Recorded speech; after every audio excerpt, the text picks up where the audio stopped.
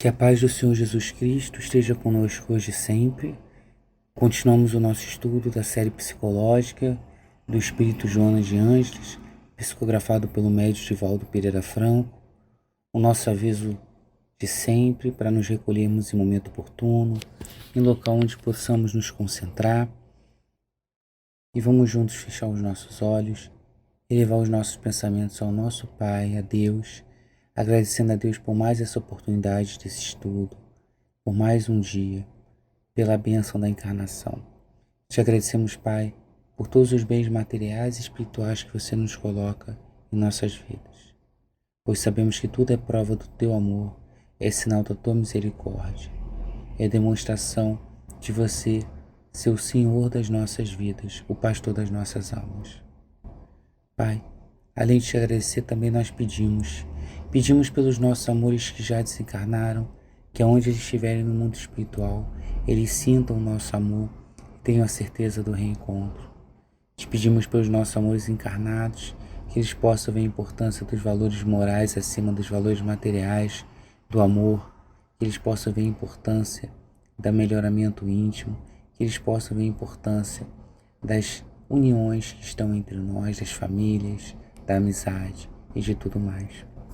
Ilumina, Pai, aqueles que não têm quem ore por eles, os que estão nos presídios, pagando as consequências dos seus erros, os que estão nos hospitais sofrendo de dores físicas. Ilumina, Pai, os que estão nos asilos, nos orfanatos em abandono. Ilumina os que estão nas ruas com fome, com frio. Ilumina, Pai, todos que sofrem, encarnados ou desencarnados, nas zonas umbralinas ou aqui mesmo na orbe terrestre, que eles possam receber esse teu amor, na certeza de que nos momentos mais difíceis você nos toma em teus braços. Por fim, Pai, ilumina nós mesmos, nos dê força para continuarmos na nossa jornada de transformação íntima, nos auxilie a mantermos o equilíbrio para ouvir a intuição dos teus bons espíritos, nos ampare em nossos propósitos e nossas finalidades, nos dê força para aceitar aquilo que nós não vamos conseguir mudar e também, igualmente, força para podermos conseguir mudar aquilo que precisamos mudar. Nos ampara, nos auxilia hoje e sempre e permita que em teu nome, em nome dessa espiritualidade maior dos teus bons espíritos, iniciemos o estudo da série Joana de Ângeles. Assim seja, damos graças a Ti e continuamos com a série de psicologia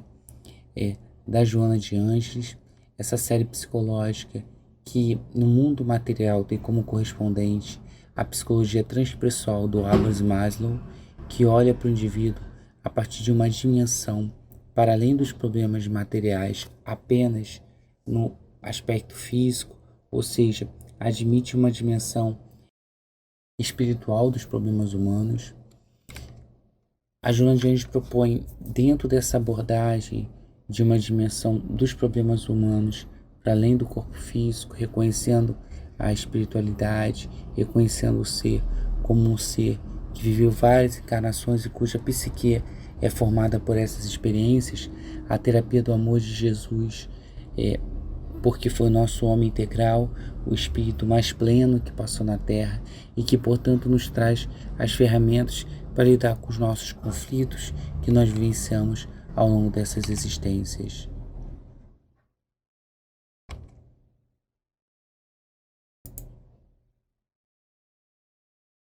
Nós continuamos com o livro Momentos de Saúde e de Consciência, só que agora na sua segunda parte, no capítulo 8 ao capítulo 14. E aí no próximo capítulo nós estudamos o karma e a consciência. O karma é considerado como um efeito que não é necessário, mas é a consequência das ações que nós praticamos,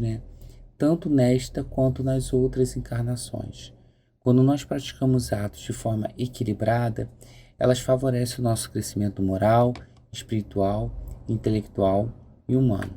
Quando não, elas acabam criando no nosso painel encarnatório a necessidade da expiação, a necessidade da aprovação como forma de correção dos rumos. O karma, portanto, ele decorre das nossas escolhas, ele está sempre em processo de alteração, porque conforme o espírito modifique a sua conduta, ele modifica os painéis do karma ao longo da encarnação. Então, quando ele muda essa atitude, quando decide se aprimorar, quando decide praticar em torno do bem, ele consegue modificar os seus painéis de provas e expiações que ele precisa vivenciar. Quando, porém, ele atua de forma desequilibrada, de forma insensata, vulgar, perversa, rebelde ou com ódio, como diz Joana, ele acaba propiciando a construção de provas e expiações que vão funcionar como mecanismos reparadores, mecanismos que vão, através da aflição, gerar uma tentativa de iluminação daquele espírito. Então, como está na imagem, né, a construção do karma decorre da escolha que nós fazemos como uma consequência direta dessas tomadas de decisão. E às vezes, muitas das vezes, na realidade, essas consequências geram efeitos, como está na imagem, maiores do que imaginamos. Então, o que acontece geralmente ao espírito nunca é resultado do que Deus quer ou do que Deus deseja, mas na realidade das consequências do seu ato, porque a doutrina espírita é pautada no livre-arbítrio, é pautada na ideia de que é o espírito que constrói a sua própria vida. Então, Joana pede que nós tentemos refazer a nossa vida a todo momento, para que nós possamos construir consequências melhores, para que nós possamos granjear com atos saudáveis, encontrar essa saúde física, mental, espiritual, essa saúde integral. Então precisamos construir e elaborar novos karmas, nos liberando dos karmas penosos que pesam na nossa economia moral e que nós mesmos construímos ao longo das outras encarnações. Então a nossa consciência vai funcionar como esse agente que vai programar as ocorrências futuras a partir das nossas escolhas. Nota, ainda que esteja de forma inconsciente no espírito. É a nossa consciência que é responsável por essa programação. Então, enquanto ela estiver adormecida, enquanto a consciência não estiver ainda iluminada pela razão, pela moral que deve orientar ela, ao contrário, enquanto ela estiver ainda num automatismo, ainda baseada em condutas para satisfação das suas necessidades estritamente materiais, nós vamos ampliar o instinto e nós vamos efetivamente estar longe ainda da conquista da razão. A lucidez é o que vai permitir que esse espírito, portanto, consiga alçar essa consciência ao discernimento e com discernimento ele poder escolher os valores divinos que ele vai orientar suas condutas e, portanto, fazer programações positivas, programações que na sua economia espiritual não vão resultar em dor, em sofrimento. Então, quando o karma ele deriva de uma conduta consciente, a percepção que o espírito tem é maior e aí, portanto, amplia-se esse processo de conscientização, fazendo com que o karma funcione como esse instrumento de luz e de paz que vão ensejar a plenitude do ser. Então, essa busca pela conquista da consciência, essa busca para que nós entendamos que nós programamos as nossas ocorrências futuras, e essa busca e essa compreensão de que o karma ele funciona como um processo de burilamento, como um processo de aperfeiçoamento, é que vai permitir que nós possamos programar situações positivas e possamos granjear atos saudáveis, né? No próximo capítulo ele vai discutir morte e consciência, né? Compreender que o corpo físico é transitório é um sinal de ampliação da consequência humana, porque representa um discernimento lúcido em torno da ideia de que a matéria é frágil, de que a matéria ela de fato é transitória e que, portanto, o processo de evolução é importante e que nós precisamos entender que a nossa permanência no corpo físico deve ser um momento de granjear uma evolução e, portanto, um momento de entender que é a nossa etapa necessária de conquista. Precisamos entender que esse processo de conquista do instinto à razão, de compreensão da transitoriedade do corpo e, portanto, da encarnação como um ponto de evolução para o nosso melhoramento, vai nos ampliando a racionalidade e vai nos ampliando a intuição dos valores espirituais. Então, o homem que ainda está inconsciente, ele pensa apenas na satisfação imediata das suas necessidades materiais. ele apenas busca os benefícios de satisfação dos seus desejos, dos seus prazeres, das sensações ainda mais agressivas da matéria. E aí, como isso ignora a realidade da vida, quando ele se depara com as situações que sejam contrárias à satisfação do seu prazer, como é a própria morte, começa a surgir a ansiedade, o medo, a insegurança e a própria irritabilidade, fazendo com que ele não alcance a felicidade que ele deseja. Já ao contrário, quando nós começamos a nos conscientizar da realidade nossa do ser como ser espiritual e da transitoriedade da matéria, quando nós começamos a compreender que os fenômenos biológicos são naturais, que a morte é um processo da vida que envolve todos os seres, nós começamos também a entender, portanto, que o corpo físico acaba sendo um instrumento para o nosso progresso espiritual. E aí acabamos nos liberando desses atavismos do primarismo animal que nós trazemos de outra encarnação, dessa busca da satisfação, dos desejos, e aí penetramos melhor na estrutura da vida, porque nós passamos a entender que o que importa é o espírito, que o elemento da causalidade existencial não é o nosso corpo, é o espírito que vai utilizar o corpo para finalidades específicas, mas em algum momento ele vai ser obrigado a abandonar. Então, essa consciência da morte favorece a nossa harmonia interior e a nossa segurança pessoal, permitindo nos preparar para o momento do transpasse, permitindo nos preparar para o momento do desencarne e, portanto, nos fazendo recordar dos deveres que nós precisamos ter em relação à utilização da nossa vida. Ou seja, compreender que o retorno à matéria, o retorno à carne, é para burilamento íntimo, para transformação individual. Isso também nos leva à conclusão, Joana vai chamar a atenção, esse processo de conscientização ao redor da morte, da ideia de que o amor é de fato essa fonte inexaurível de recursos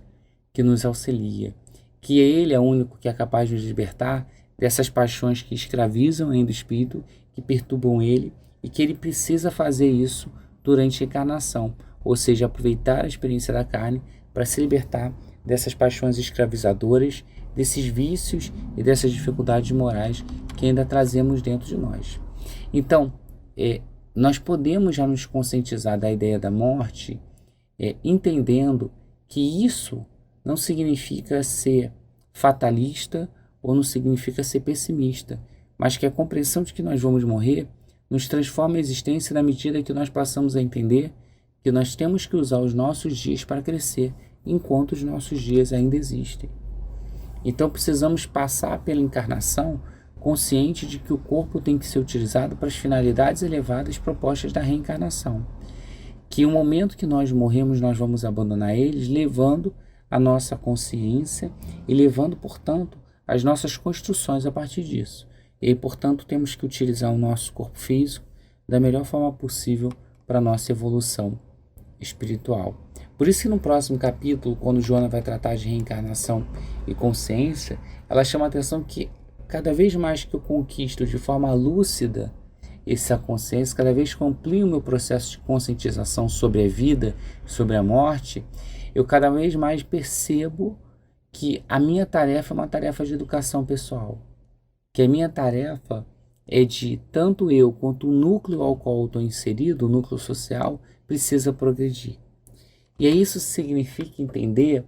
que eu vou me libertar das minhas aspirações e dos meus conceitos, tanto de satisfação das necessidades materiais, como está no capítulo anterior, né, da sensualidade que envolve o corpo, né, das necessidades físicas, mas tanto quanto eu também vou me libertar dos conceitos utópicos, das afirmações pueris que as pessoas levam em relação à razão, à busca da riqueza, a busca de coisas que são passageiras para entender aquilo que realmente eu preciso. Ou seja, eu me liberto daquilo que a Joana diz que anestesia o discernimento dos indivíduos das massas, que são os valores e os conceitos utópicos ou materiais, né?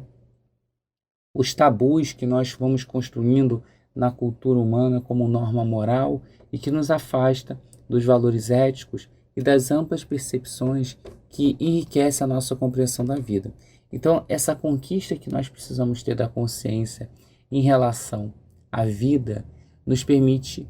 penetrar cada vez mais por intuição e por dedução, na compreensão maior do que seja existência.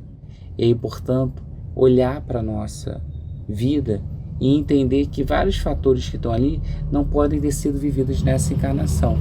mas que decorrem de outras reencarnações. Então é somente com o processo de conscientização que eu vou favorecer a identificação da existência das outras encarnações. Apenas um processo de conscientização permite o indivíduo utilizar a inteligência e resgatar esse sentimento natural que entende que o que nós passamos não é fruto só do que nós vivemos nessa encarnação, que a vida vai nos trazer experiências e situações que nós não vamos encontrar na razão que olha para essa vida material, apenas nessa encarnação a situação, mas que vamos aceitar que na realidade são fruto de experiências que nós vivemos, experiências que nós tivemos anteriormente a essa. Isso vai permitir a cada um de nós entender e reforçar cada vez mais que a reencarnação é um instrumento de progresso. Que as situações que são postas para nós são situações de expiação que permite reparar os nossos delitos, que permite, através das aflições, nos disciplinar de forma educativa para situações que, por mais que eu não enxergue na minha consciência de forma evidente, elas estão presas no meu painel profundo da existência. Elas estão ainda ali em mim, precisando e pedindo o resgate. Por isso que expiação e provação não deve ser entendido como punição, mas ao contrário, a reencarnação é uma dádiva do renascimento, é uma oportunidade de transformação que vai permitir a cada um de nós espíritos desenvolver os nossos recursos latentes e que nós precisamos cada vez mais nos voltar para essa compreensão. E aí a Joana propõe que o processo de ampliação da consciência é a meditação. É o momento que nós pararmos para olhar para a nossa vida, para refletir sobre ela, o momento que busquemos nos integrar com a espiritualidade superior, meditando sobre nós e meditando, portanto, sobre a vida e sobre os valores. Isso vai nos permitir agir cada vez com mais segurança ética. Isso vai permitir cada vez mais enxergar que o lugar onde eu estou, as situações que eu passo, são lugares e situações que contribuem para o meu processo de construção espiritual. São situações e lugares que contribuem para a minha liberação dos meus atavismos, ou seja, daqueles valores que eu trago das outras encarnações e que foram condicionados como comportamentos, como condutas, como situações que eu ainda trago e que esse processo da encarnação visa me liberar desses atavismos primitivos e dessas paixões perturbadoras que eu ainda trago em mim. No próximo capítulo, Consciência e Evolução, Joana vai chamar a atenção então que o despertar da consciência sobre o que é morte, sobre o que é vida, sobre o que é reencarnação, vai cada vez mais me trazer para a noção de responsabilidade, vai me trazer cada vez mais para a compreensão de que eu preciso utilizar o meu tempo, a minha vida, a minha conduta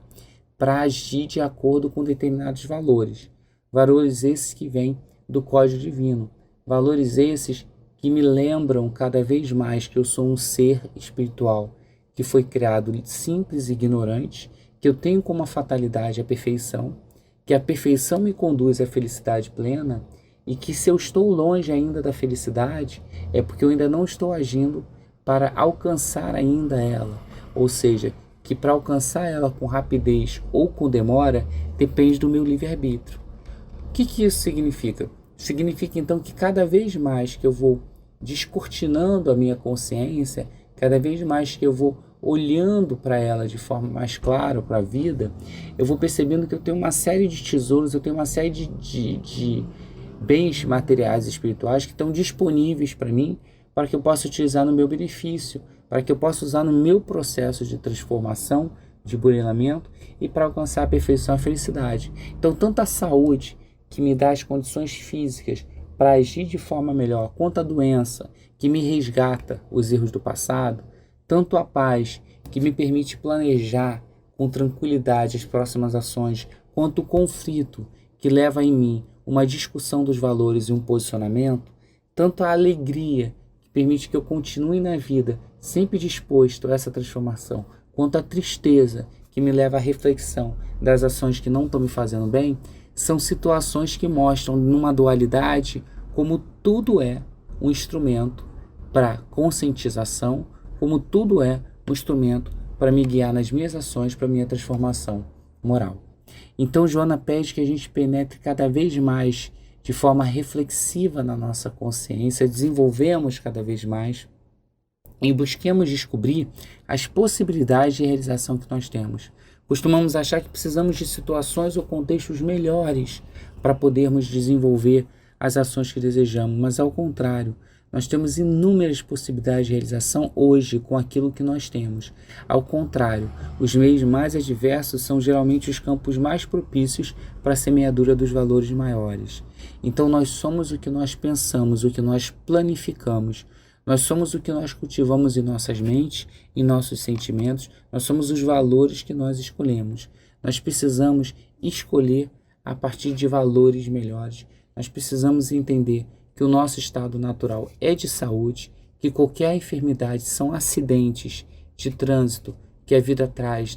permitindo que nesse caminho que nós estamos trilhando, nós nos reabilitemos e que nós precisamos manter a atenção e a conduta no nosso veículo carnal, compreendendo que despertar a consciência é assumir a vida com mais responsabilidade, entender que nós precisamos pensar e planificar condutas e ações que nos gerem o bem-estar e, portanto, nos conduzam à perfeição e nos conduzam à felicidade. Então, o processo de conscientização e evolução ele está muito ligado, e Joana trabalha isso no próximo capítulo.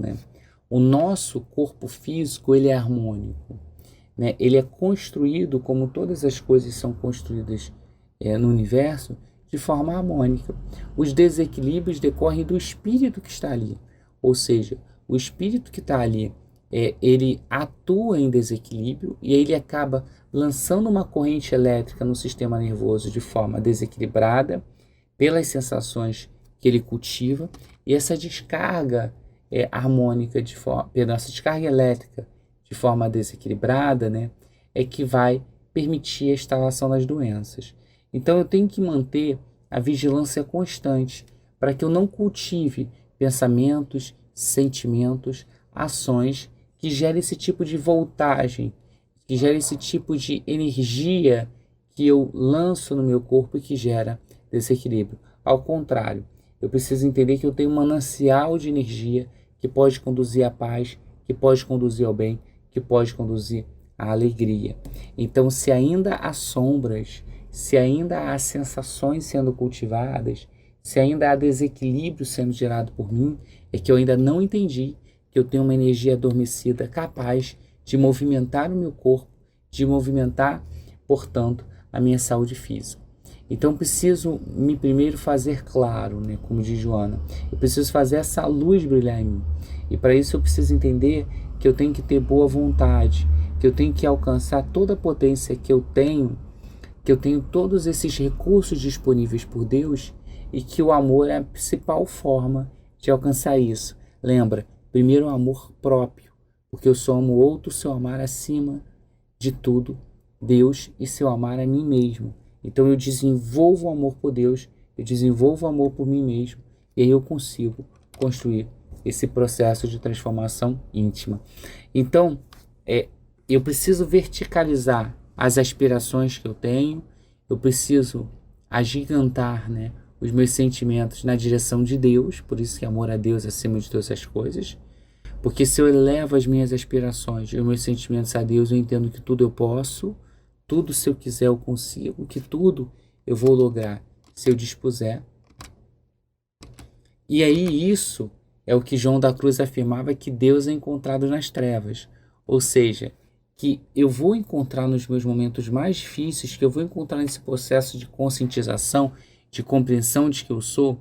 que no meu lado escuro, no meu lado sombrio ainda há forças de transformação. Ou seja, que eu ainda, investigando as minhas imperfeições, eu vou encontrar a possibilidade que com Deus eu possa transformá-las.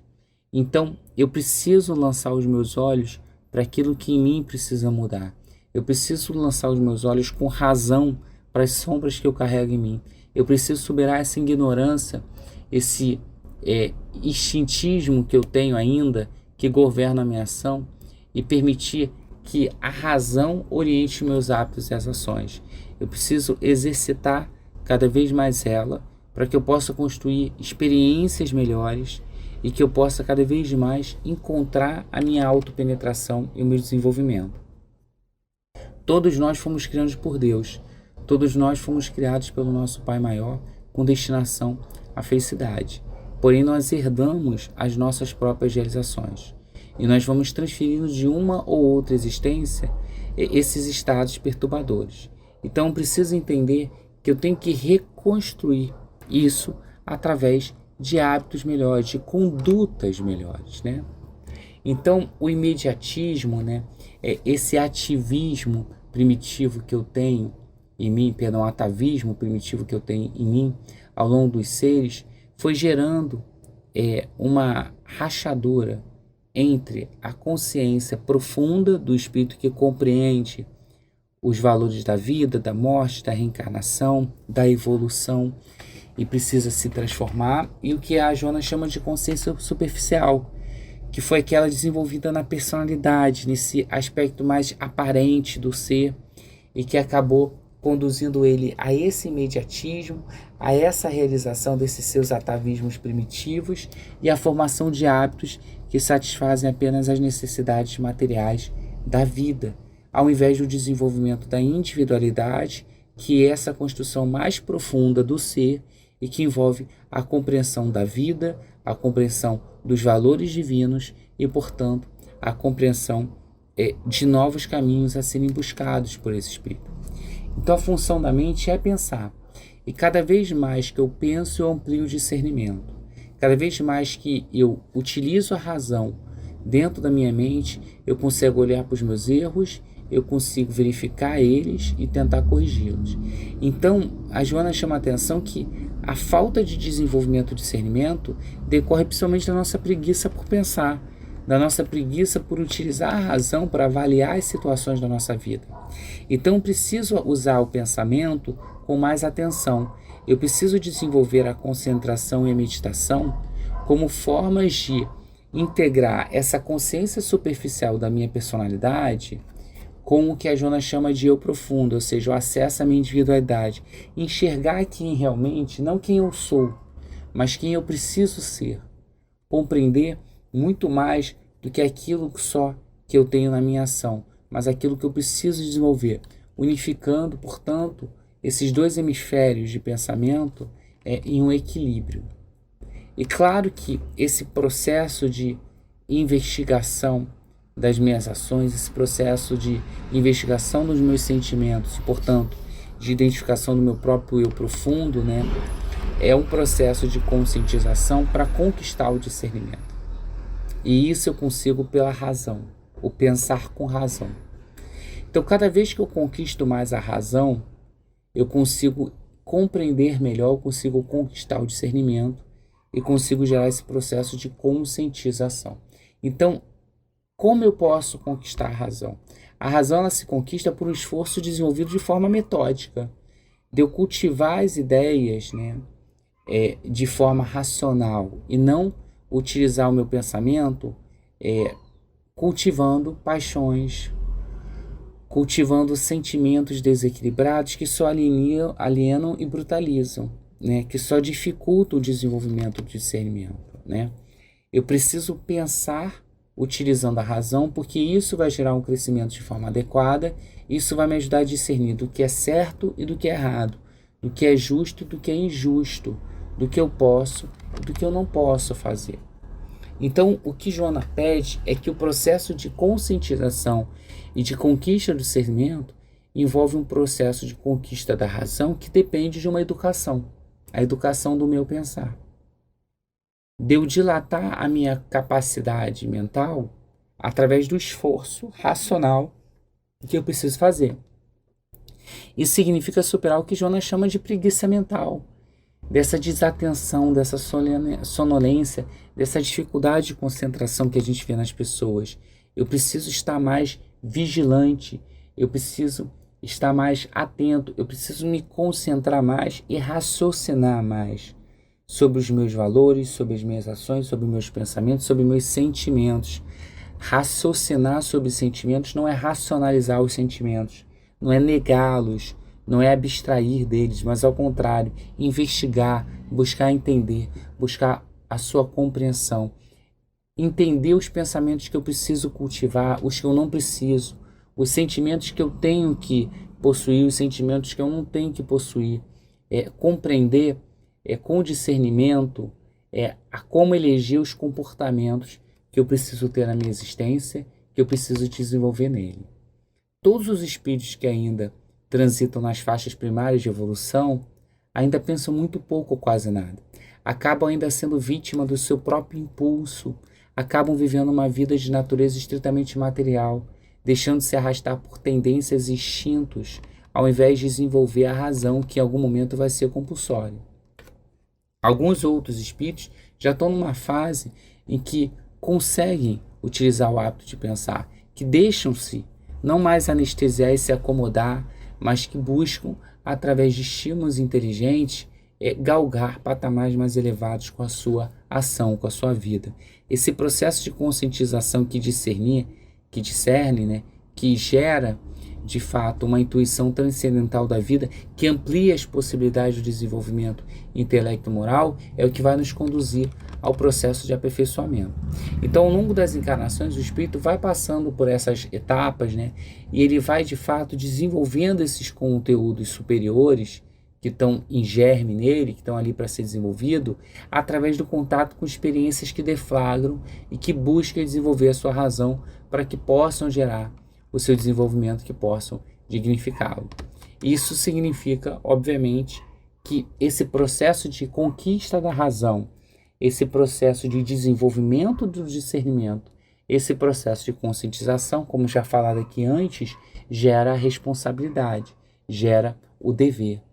Então, ao longo da existência, o espírito constrói os seus deveres ou as suas finalidades a partir dos projetos que estão de acordo com a sua escala de valores. Então, quanto mais é um espírito ainda longe de uma realidade espiritual, ele cria projetos fantasiosos, ele coloca as suas aspirações e percepções na vida material. Ele acaba permitindo que os impositivos imediatistas, as necessidades das matérias, as necessidades primárias do hoje, seja o seu conteúdo fundamental, esteja acima dos valores que ele na realidade precisa conquistar. Então, esse espírito que ainda é imediatista, que ainda não entendeu os valores prioritários da existência, ele acaba buscando conservar o que é perecível. Ele quer conservar a beleza, embora a gente saiba que o corpo físico se deteriora. Ele quer conservar os bens materiais, embora a gente saiba que em algum momento a morte nos alcançará. Ele fica na busca constante